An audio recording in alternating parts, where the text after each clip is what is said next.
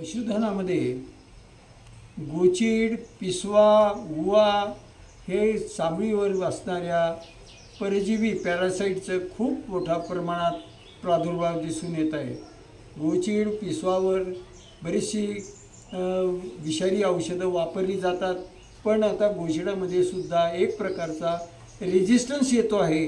याची जाणीव व्हावी आणि त्याच्यावर कशी मात करावी म्हणून हा उपक्रम आहे की यासाठी सुरुवात करा की याचा अर्थ की त्या पशुच्या ह्याच्यामध्ये जे आहारामध्ये बदल झाल्यामुळे एक प्रकारचा घामाला स्वीट म्हणजे गोड वास येतो, ज्यामुळे सगळे हे कीटक, गोमाशा, माशा ह्या तिथे अट्रॅक्ट होतात।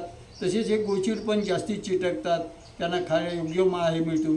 त्याच्यासाठी एक पोटातून एक देण्यासाठी, गाईच्या आतून देण्यासाठी आणि बाहेरून असा दोन्ही पद्धतीने जर उपचार केला तर या गोचिडेचा, पिसवाचा प्रादुर्भाव कमी होऊ शकतो।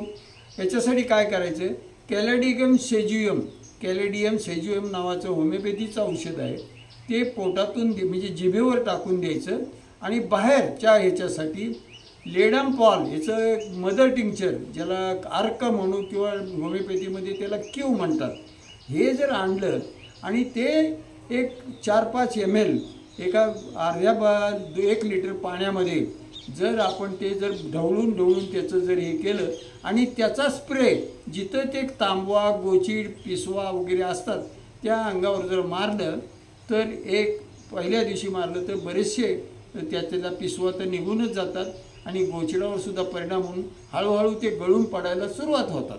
अशा पद्धतीने जर दोन्ही मार्गाने जर हे केलं तर हा गोचिडाचा, उवाचा, पिसवाचा हा प्रॉब्लेम सहज तुम्ही मात करू शकता।